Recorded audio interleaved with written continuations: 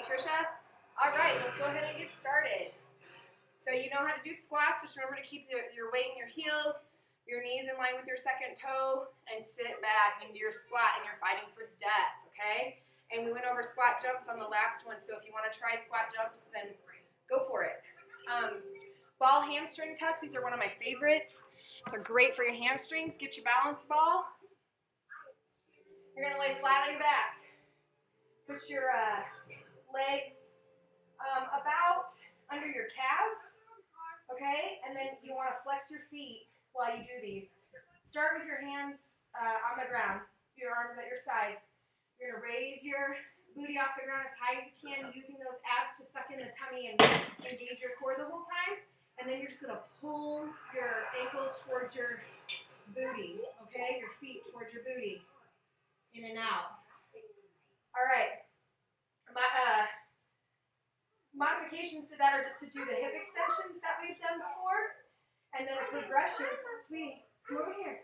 Go jump on your trampoline. Progressions are to put your, no, sweetheart. Go jump on your trampoline, honey. Go jump, see how many times you can do it. Cameo by Ryder. This is to make it more intense. Put your arms up. I have to lift my head off the ground and really engaging your core, keeping your balance, and then doing them that way. Okay, so you have to really fight to keep your balance on the ball. But we'll do those a lot, so they're great for your hamstrings. Yep, I sure am. Just a minute, honey. No, I'm not done yet. I'm done with that exercise. Okay, walking lunges. If you have the space, I actually like to move when I do these and walk, but you're just stepping out and doing a lunge.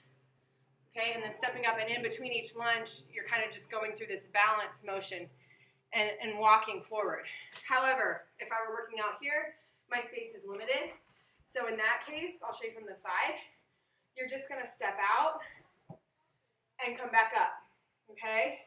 And then alternate. And again, when you, just like with any lunge, you want to make sure that knee does not go past the foot, okay? And the lower you go in the lunge, the more intense it is. And then just power off that front leg. 80% of your weight should be in your front leg. Power off that front leg to come back, okay?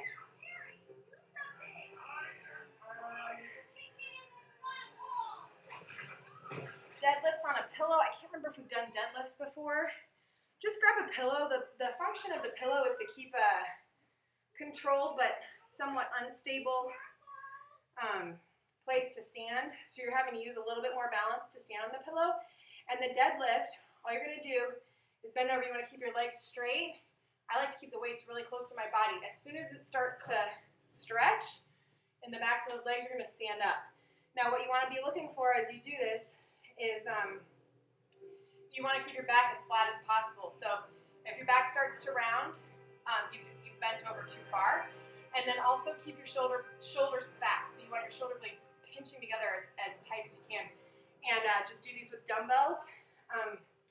Bend over and then snap back up. And as you snap, you want to really pull with squeeze your hamstrings and your booty, the legs, muscles in the backs of your legs, and your booty muscles, your glutes.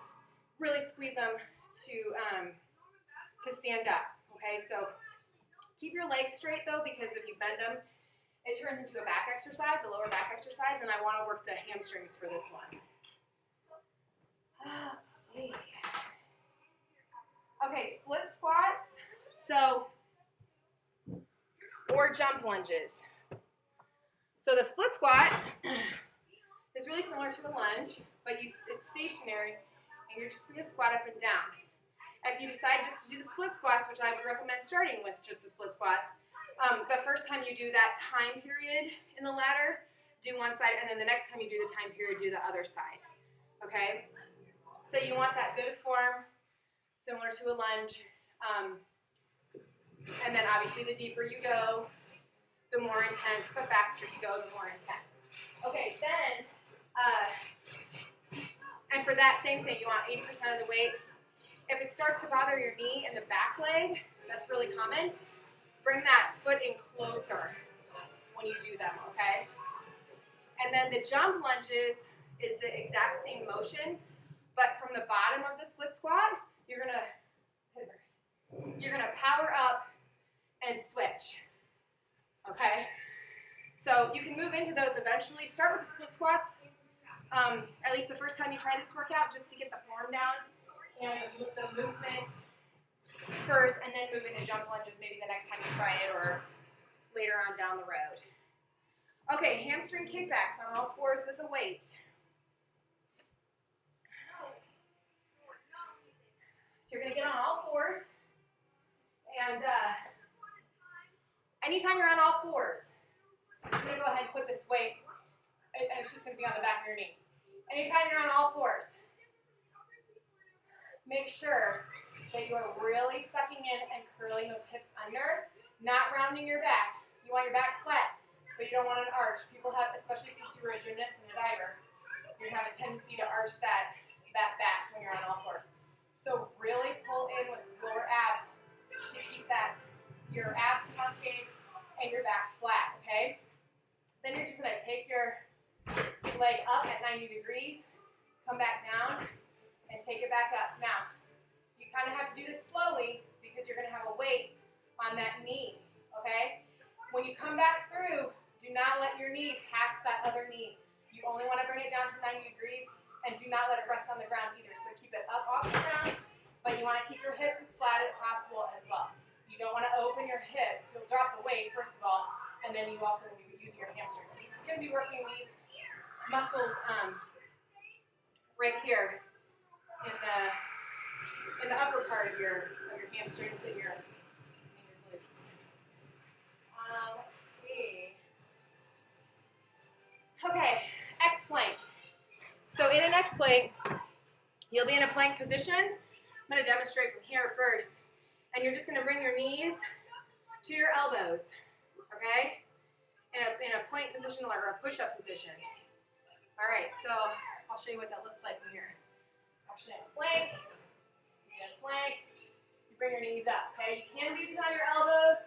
You have to raise your booty up a little bit, but that's fine. That's a modification to being up on your, if it starts to bother your lower back, go down to your elbows.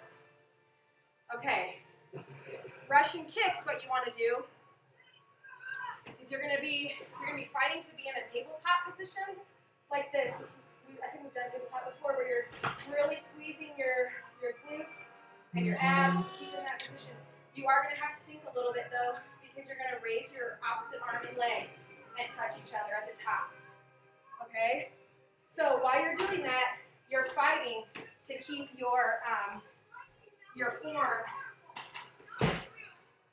correct in that tabletop position, so keeping everything flat. No.